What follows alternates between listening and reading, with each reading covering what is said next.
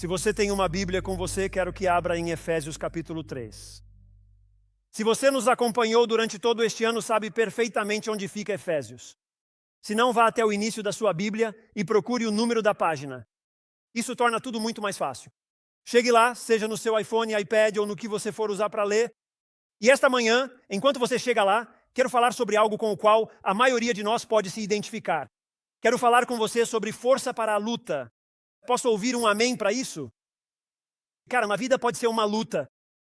E o mais incrível é que o que vamos ver, e você já pode perceber sobre o que é essa série, é que vamos analisar o que eu acredito ser uma das orações mais impressionantes que você encontrará nas Escrituras.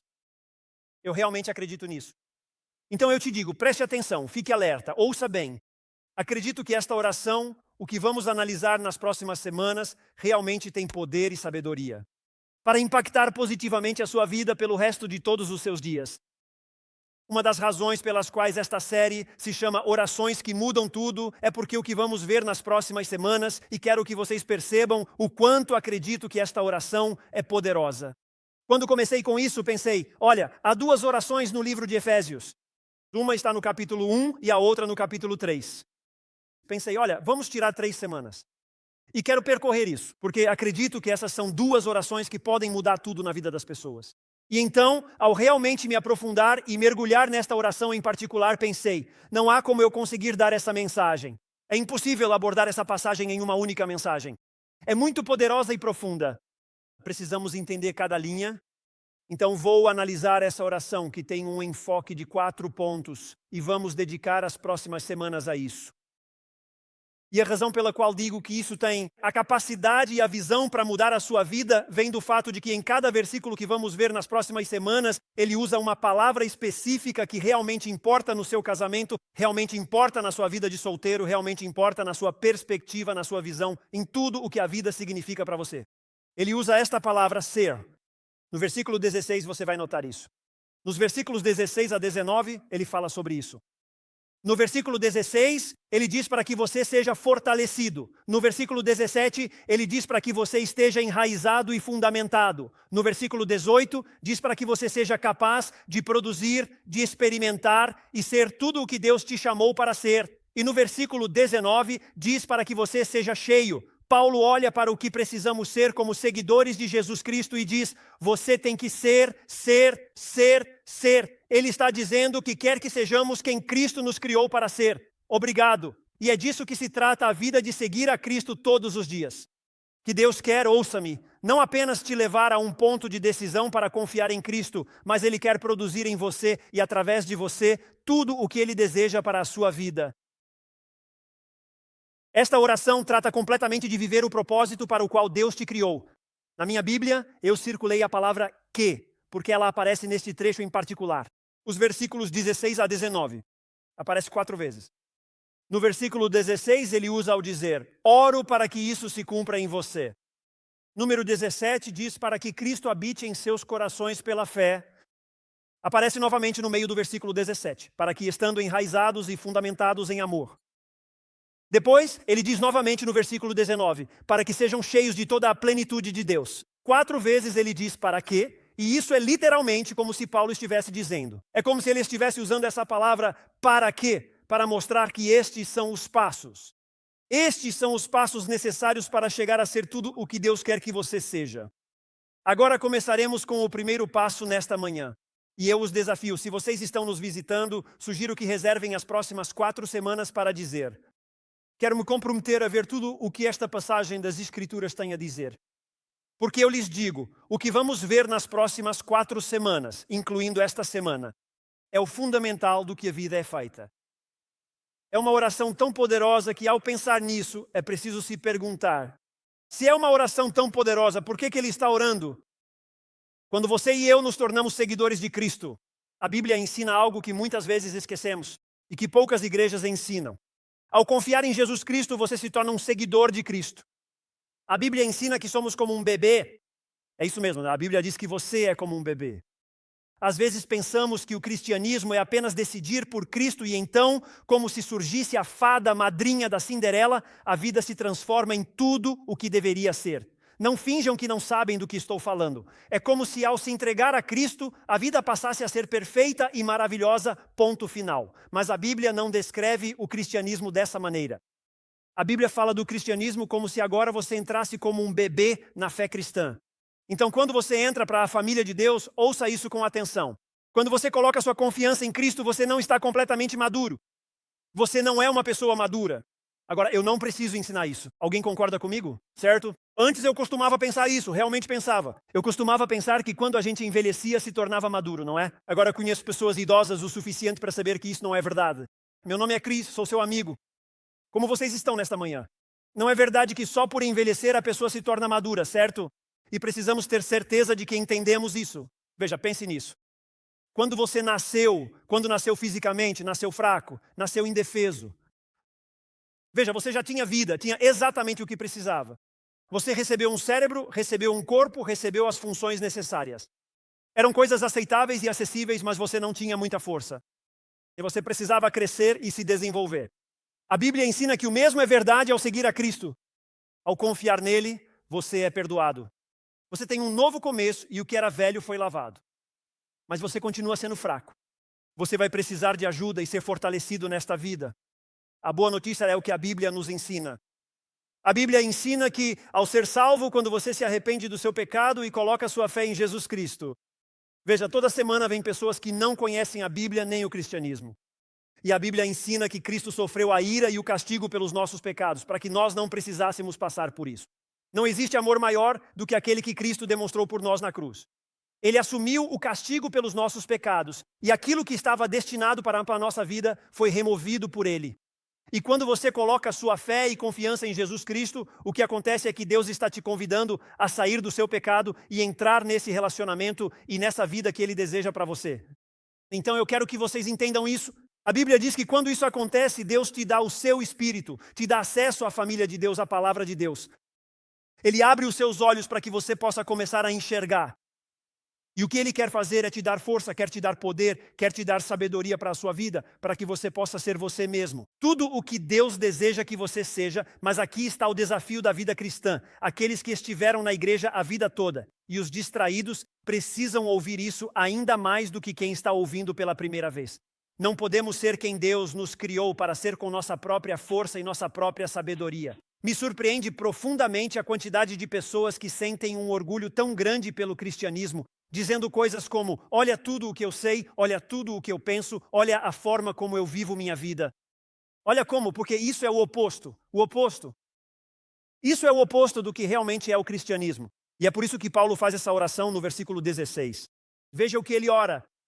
Ele diz, estou orando para que vocês, falando dos seguidores de Cristo, estou orando para que Deus lhes conceda, conforme as riquezas de sua glória, serem fortalecidos com poder pelo seu Espírito no homem interior.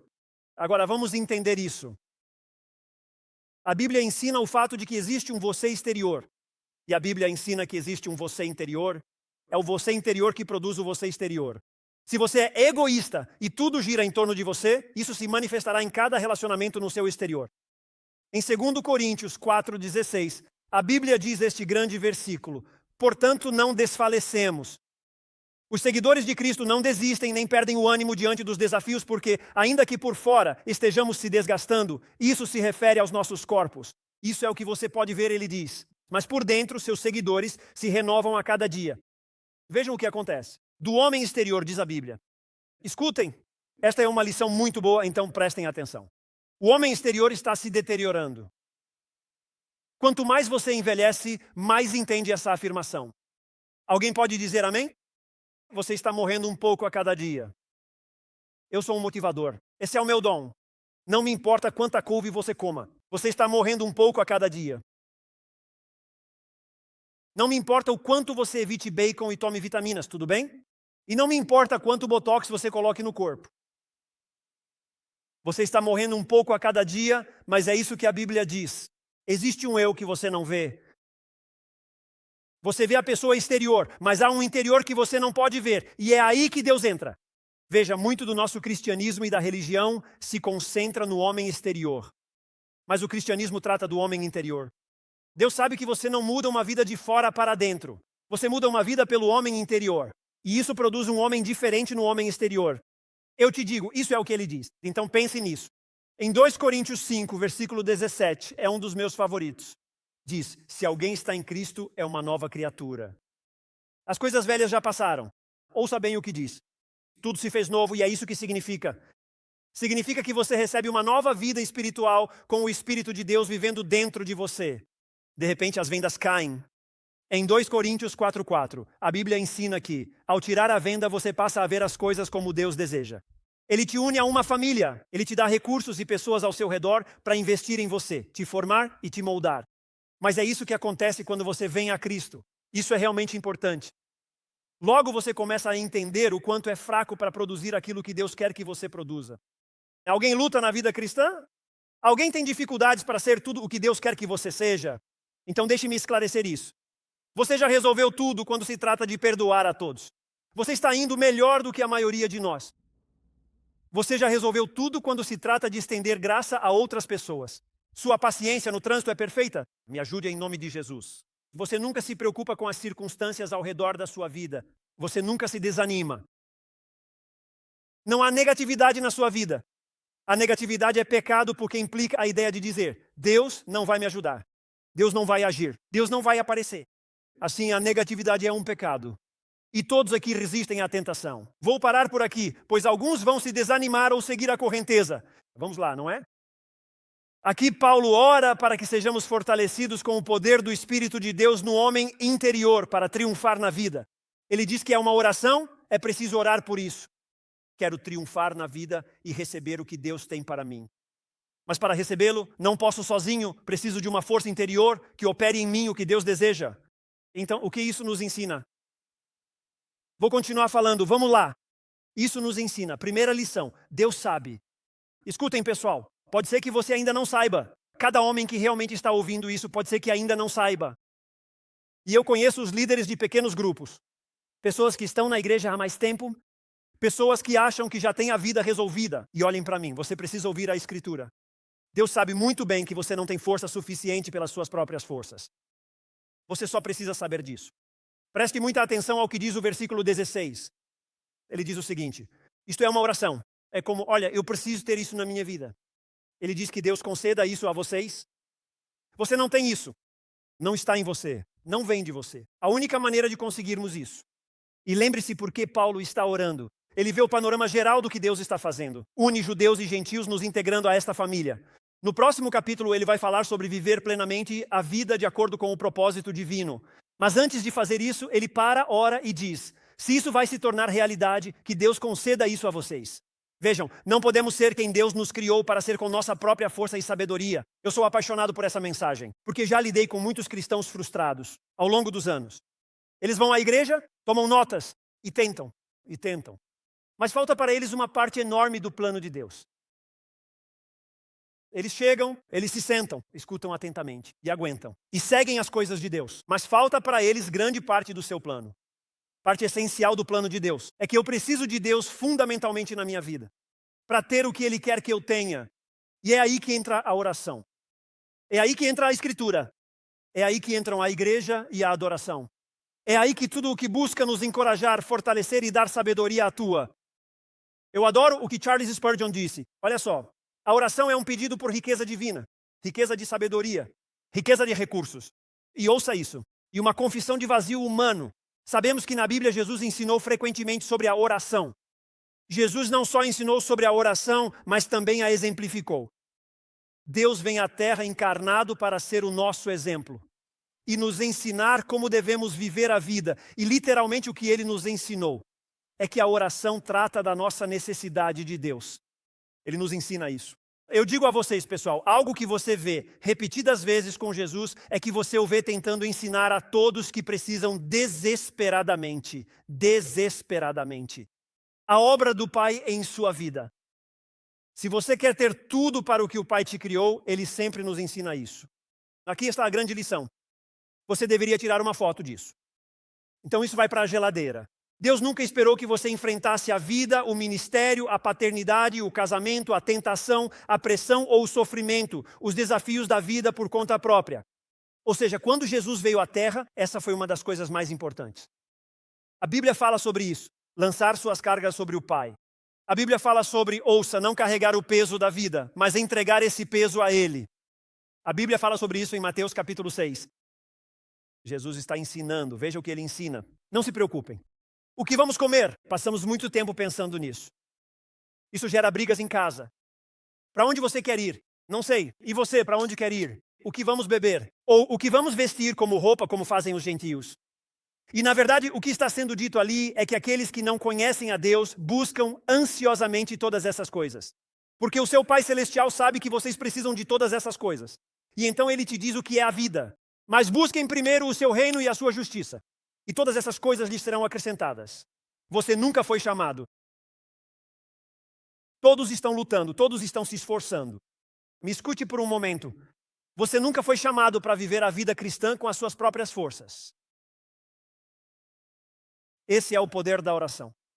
Por isso, me escute, é por esse motivo que eu não oro por obrigação.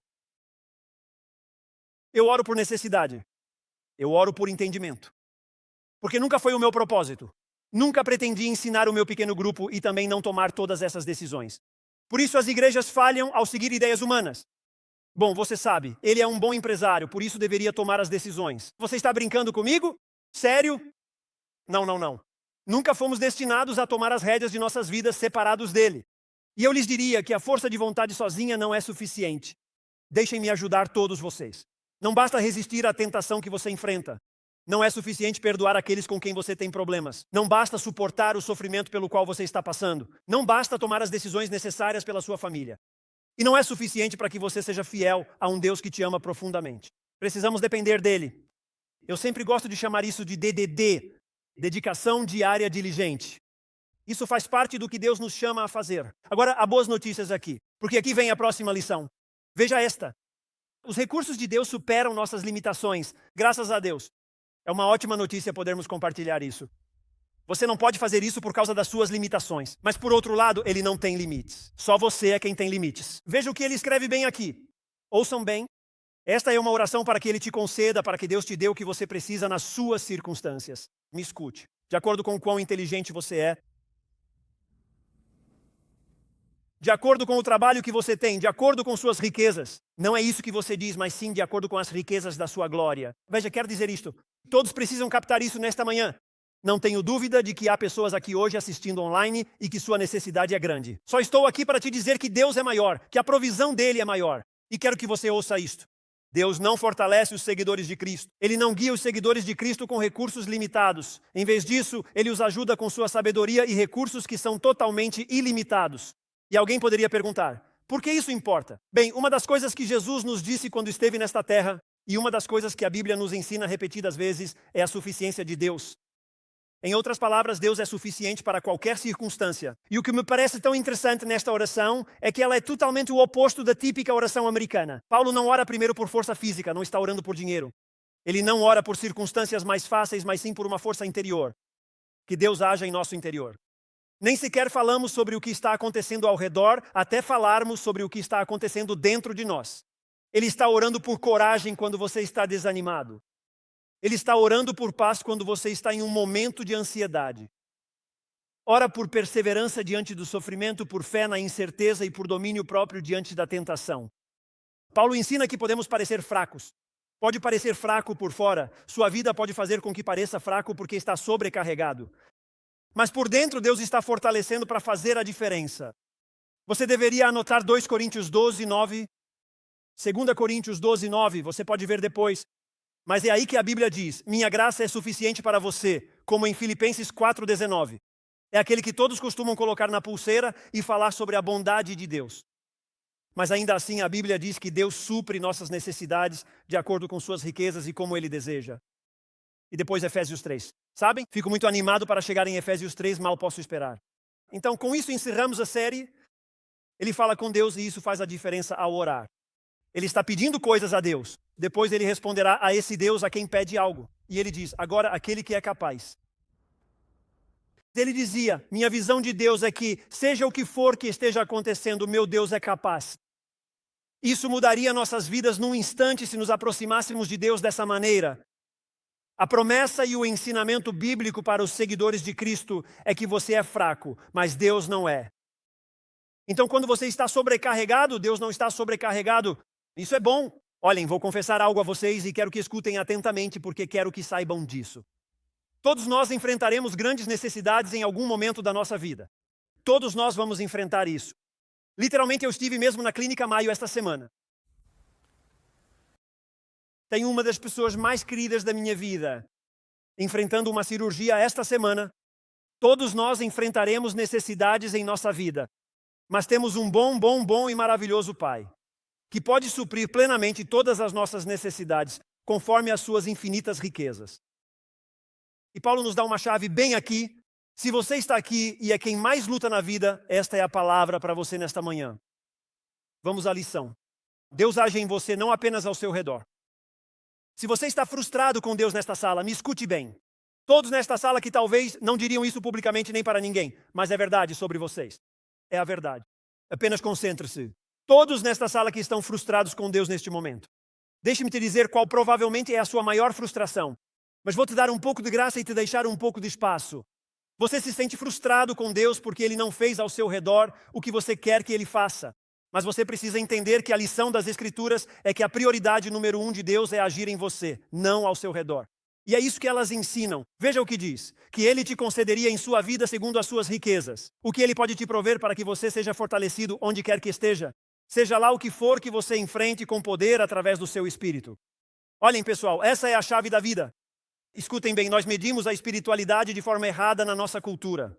Nós a medimos por quantos versículos você conhece ou como você ensina. A partir de uma plataforma, realmente acreditamos nisso. Olha, se não tomarmos cuidado, será que poderíamos perder o discernimento na Igreja de Jesus Cristo? Alguém pode ser um grande comunicador e parecer um gênio. Conheço pessoas que falam sobre gatos e te fazem chorar. Simplesmente há pessoas com esse talento natural na vida. Elas são boas nisso. Há pessoas muito empáticas e misericordiosas com grandes qualidades, mas que podem não vir de Deus. Por isso a Bíblia nos pede para sermos cautelosos. Quem está influenciando a nossa vida? A chave para viver bem não é o intelecto. Ser brilhante não garante estar certo. Alguns de vocês estão pensando em seu cônjuge agora mesmo. Olha, nem todos que se acham brilhantes... Vamos lá, vocês têm assistido às notícias ultimamente. Sério, tem gente tão mente aberta que com certeza o cérebro caiu.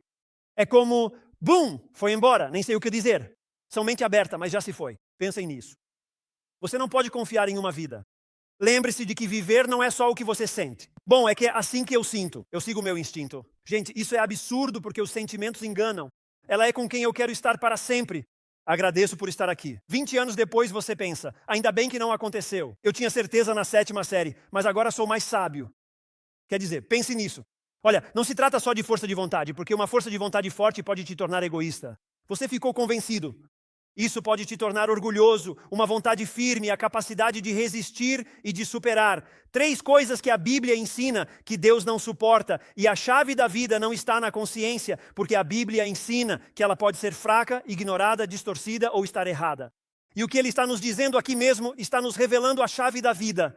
Preste muita atenção nisso. A chave da vida que Deus deseja é através do seu espírito. Não é pela sua força nem pela sua própria sabedoria. Ao orar e buscar a Deus, é mediante o seu espírito que recebemos a vida. Eu viajo bastante e, realmente, desde os meus 20 anos tenho viajado muito e, olha, já estive em muitos lugares. E na maioria dos lugares para onde vou, nunca estive antes. Quero dizer, por exemplo, vou pregar em igrejas ou vou a tal evento, ou seja lá o que for. E nunca estive naquela cidade. Não sei para onde estou indo e todas essas coisas. Agora, deixem-me ajudar vocês um pouco. Quando viajo, planejo pegar um avião. Ou seja, decido, vou de avião? Vou de carro? Quando viajo, reservo um carro porque preciso de um veículo para chegar lá. Organizo reuniões, reservo restaurantes onde quero ir ou os hotéis onde quero me hospedar. Então passo um tempo pensando, planejando e processando como todos fazemos na vida. Mas vou lhes dizer uma coisa. Sempre acontece alguma coisa comigo quando viajo. Viajei esta semana e, ao chegar, já tinha o carro reservado. O voo todo organizado. Inclusive, já tinha pesquisado alguns restaurantes onde queria ir. Fiz tudo o que costumo fazer, mas no momento em que finalmente cheguei ao veículo, que era o que ia me levar aonde eu precisava ir, sentei, peguei meu celular e procurei os endereços.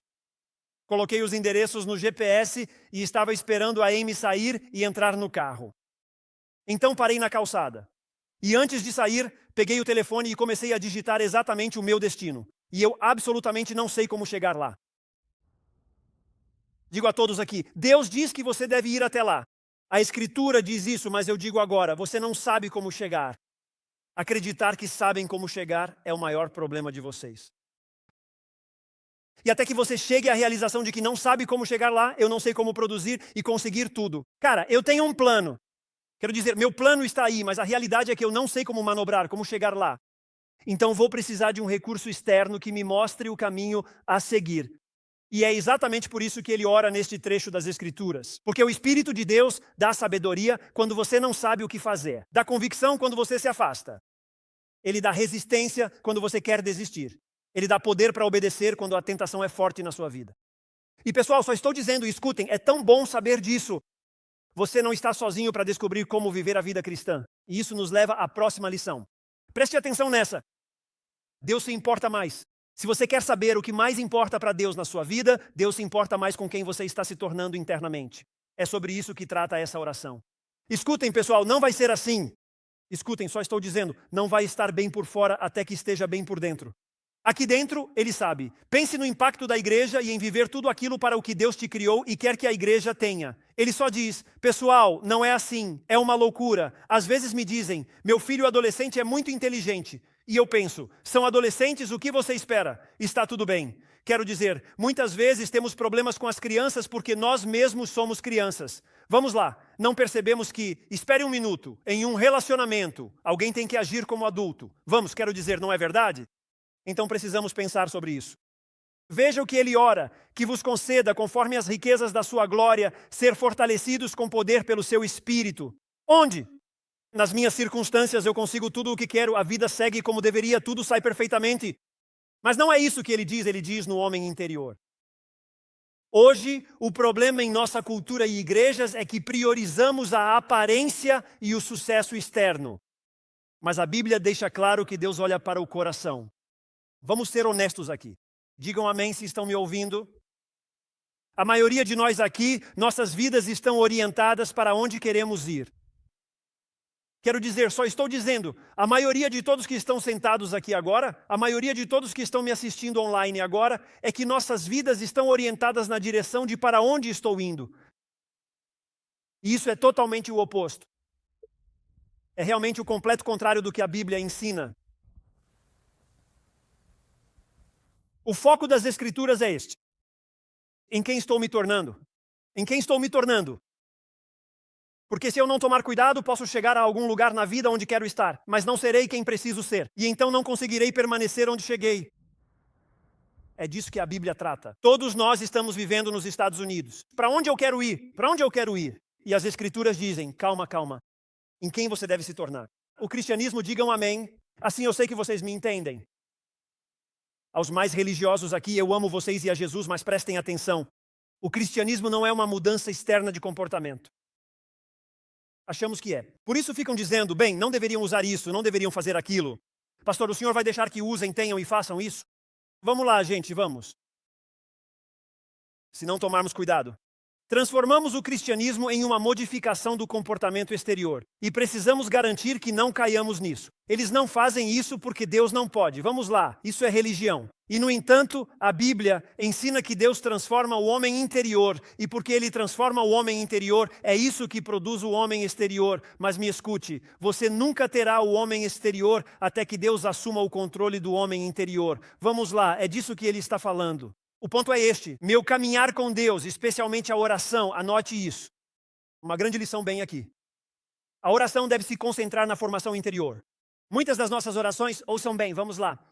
Comportem-se de maneira normal aqui hoje. Nossas orações buscam mudar as circunstâncias. Volte e revise sua vida e suas orações. Deus, você pode consertar isso ou aquilo, você poderia fazer isso de verdade. É isso aí, vamos lá. É verdade mesmo. É como chegar a um restaurante de fast food, só estou dizendo. E você chega na janela e Deus diz, pode avançar, vamos fazer um pequeno trabalho. E você, o que é isso? A oração não funciona, nem sei por que oro. Vocês são tão espirituais mesmo assim. A oração de Paulo trata de mudar a nós mesmos em vez de apenas orar. Senhor, tira o problema, você começa a orar. Fortalece-me e dá-me entendimento neste problema. Guia minha resposta e o que devo fazer. Mostra-me tua obra dentro de mim através disso. Como vocês veem, quando Jesus ensinou a orar, isso é fundamental. Olhem só isso. Ele ensinou que a oração é relacional. Ao falar sobre oração, dizia que orar é como conversar com Deus, como a um pai. Ele falou que era algo dependente. Você está reconhecendo isso. Orar é reconhecer minha necessidade de Deus. Jesus ensinou isso com ênfase, contando parábolas persistentes sobre o assunto. A oração é persistente, ou seja, nunca desistir. Ou seja, eu não desisto. Se Deus diz, sigo, se manda esperar, espero. Jamais desisto. Está cheio de fé. É confiar e ter fé no caráter de Deus. Porque Deus é um Deus de caráter e promessas. Continuarei buscando e seguindo-o. O privado vem antes do público. Baseia-se na sinceridade, não no desempenho. Acho engraçado o que dizemos na igreja. As pessoas se aproximam e dizem, você já os ouviu orar? Eles são tão bons assim? Eles não estão falando com você, certo? A oração não é uma plataforma para mostrar sua eloquência. Só vou te dizer algumas coisas. Quando formos jantar, não ore por 5 minutos. Ore antes de vir. Não me incomoda que você abençoe a comida, mas não peça por todas as crianças da África na mesa.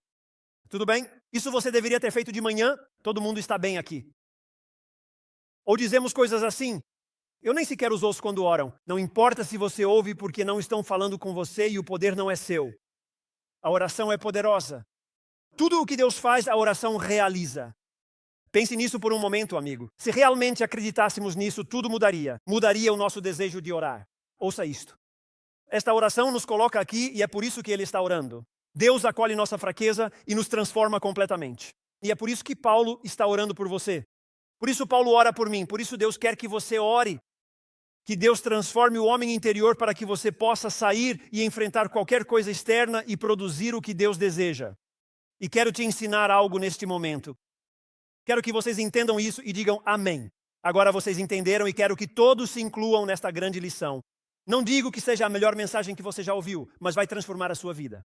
Todos nesta sala precisam me ouvir, especialmente aqueles de vocês que têm lutado. Após tomar uma decisão por Cristo, ouçam com atenção. O crescimento espiritual não é automático, só porque você decidiu confiar em Cristo como seu Senhor e único Salvador.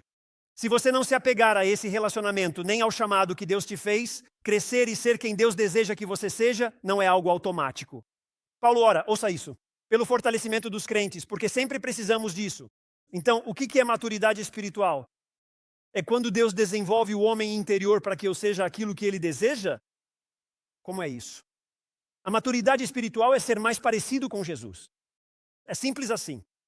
Assim como você trata seu cônjuge ou colegas e como lida com suas atitudes, perspectivas e sentimentos, tudo isso vai se tornando mais parecido com Jesus. Ouça atentamente. Não importa de onde você vem, qual é a sua origem ou suas religiões passadas, seja o que for. Ouça-me, só assim se alcança o crescimento espiritual. Eu me aproximei de Cristo confiando nele. Pedi a Ele que controlasse minha vida para que me guiasse. O crescimento espiritual só acontece através da comunhão com Deus. Uso outros termos para me conectar melhor com vocês. Você poderia dizer, permaneço como estou com Deus e fico ali. Passo o tempo, seria permanecer. Use o termo comungar. Ou use um termo muito comum, que é simples. É apenas tempo com Deus. E todos aqui sabem o que é alguém entrar na sua vida e você passar tempo com essa pessoa. E logo, essa pessoa começa a influenciar a sua maneira de agir e você influencia a dela. Você pode se lembrar dos seus primeiros dias com seu melhor amigo e como ambos adotavam certos gestos ou traços de caráter que compartilhavam. É exatamente isso que está acontecendo aqui. A Bíblia ensina que Deus nos fortalece pelo seu Espírito. Ele age em nós por meio das Escrituras, da oração e da obediência, convencendo e atraindo nossas vidas. A adoração apaga o negativo na sua vida e te ajuda a ver Deus por quem Ele realmente é e a sua bondade. Apesar do que a Fox, CNN, MSNBC e outros noticiários estejam te dizendo. Ele faz isso através da comunhão com a igreja. E até mesmo por meio dos desafios da vida. Aprofundando seu entendimento e sua fé. Para que você saiba que Ele sempre está com você nos momentos difíceis. E a maturidade espiritual não é imediata, ela é cultivada. O crescimento espiritual é uma obra conjunta, onde eu me aproximo de Deus, estou com Ele e Ele começa a me desenvolver. Não é diferente daqueles de vocês que fazem exercícios. Como o Bob, que estava aqui cantando no rapaz loiro que tocava guitarra. Ele se levanta quase todas as manhãs às 4 da manhã e vai para a academia. Eu oro por ele o tempo todo. Senhor, apenas ajuda esse rapaz, não é? Mas agora, por que ele faz isso? Ouçam, ele tem certos objetivos definidos para a saúde, certos objetivos para os músculos, para todo esse tipo de coisa e tudo mais. E ele sabe que a única maneira de eu desenvolver esse objetivo que tenho... Vejam, um dos problemas em nossa vida é que temos sonhos que vão ladeira acima e hábitos que vão ladeira abaixo. Temos metas que queremos alcançar, o que queremos ter e conquistar. Mas depois não dedicamos o necessário para produzi-las. É disso que se trata tudo. Ele reserva tempo, trabalha, planeja, se desenvolve e assim obtém resultados. E é exatamente isso que é isto aqui. A vida interior. Me escutem, me escutem. Enfraqueça sua vida interior. Como você vê suas circunstâncias? Como você vê o que está passando? Só estou dizendo, me escutem. Você pode ser um seguidor de Cristo, mas se enfraquece. Se enfraquece sem comunhão com Deus. E quero lhes dizer uma coisa. Me digam para que entendam. Quanto mais ocupado você estiver na vida, mais tempo a sós você precisa com Deus na vida. Porque agora mais coisas vêm até você e você precisa de uma resposta maior para isso.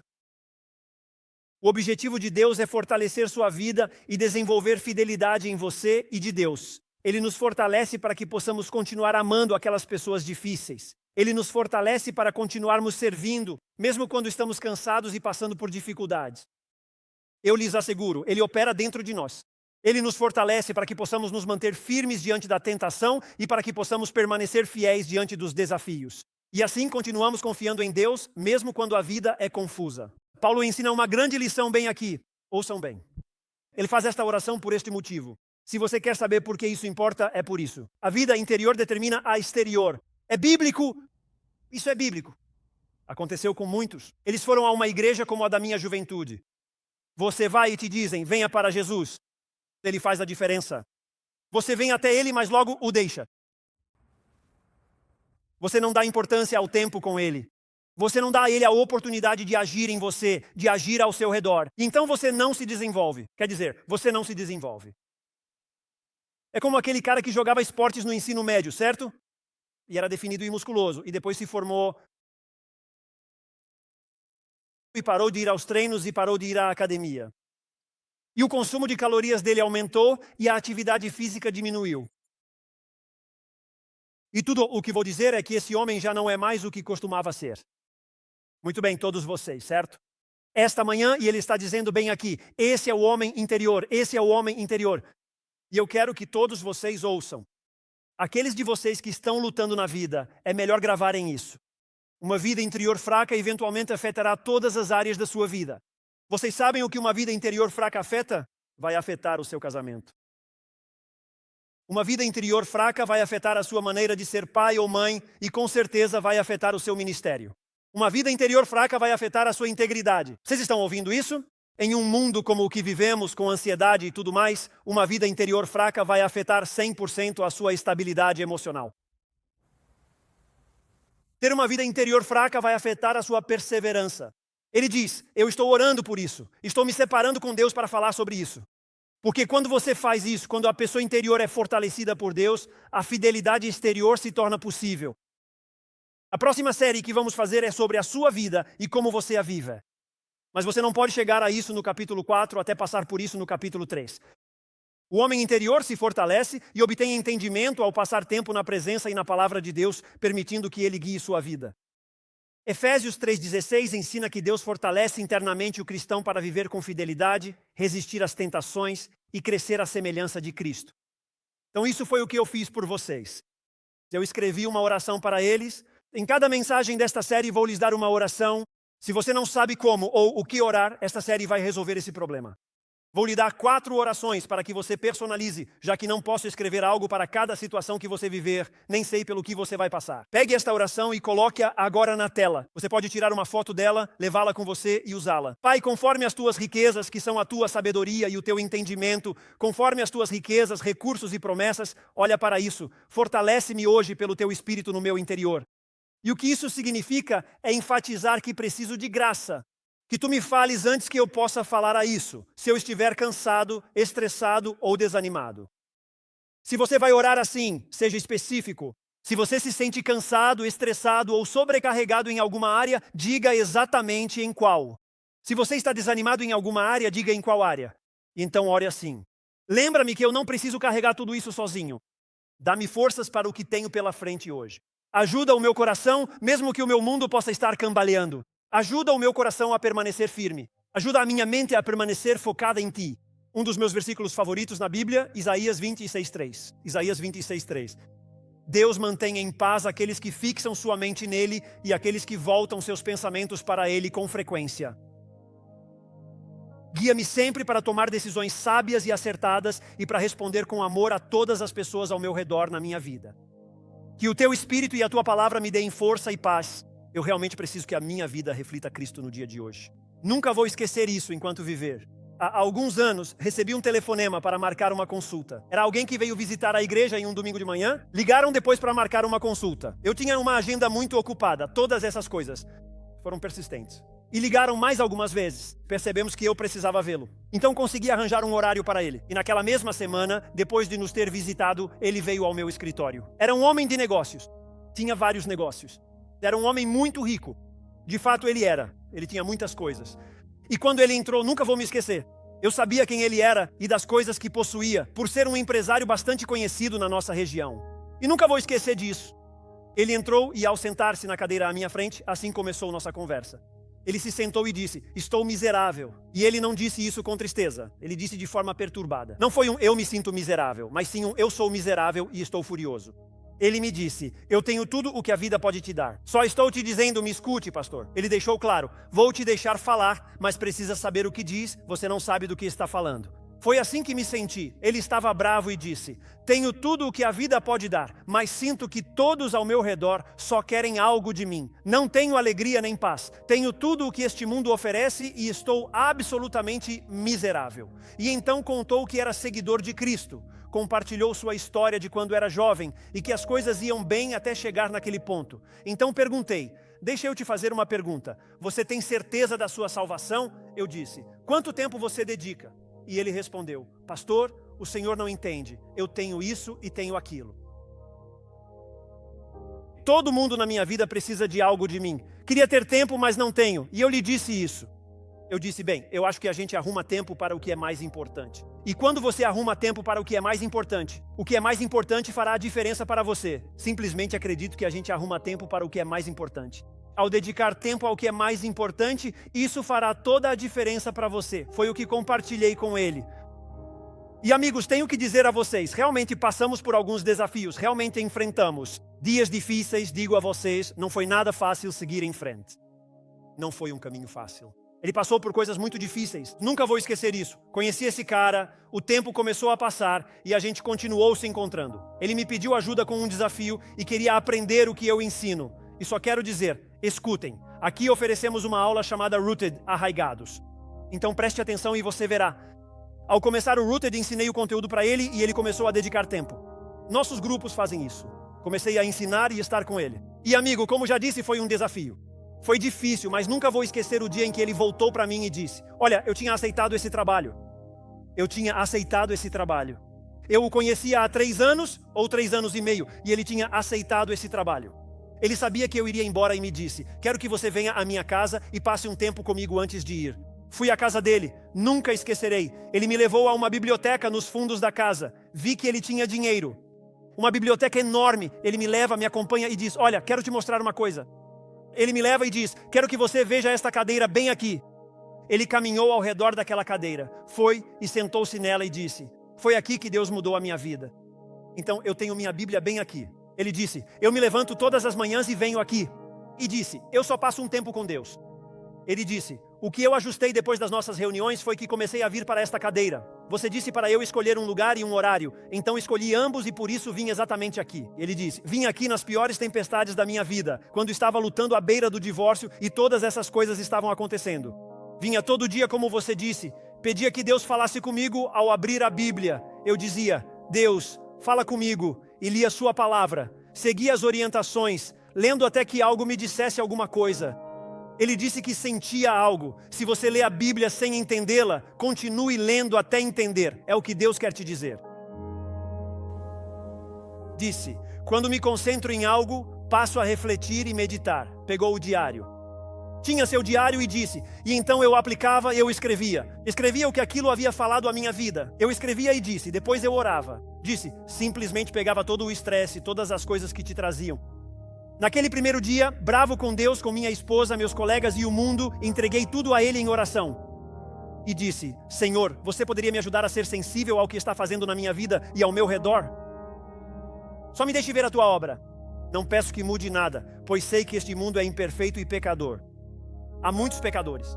Você poderia me dar a graça de sentir a tua presença e a tua obra? Ele me disse isso sentado naquela cadeira. Foi uma experiência incrível sentar na cadeira onde tudo aconteceu. Ele me disse: Cris, estou te dizendo, Deus mudou minha vida bem aqui nesta cadeira. Ele disse: minha esposa sabe, minha família sabe. Ele costumava me convidar o tempo todo para conversar com sua equipe. Minha equipe sabe disso. É como se todos que trabalham para mim soubessem. Meus irmãos sabem. É como se todos ao meu redor soubessem que Deus mudou minha vida.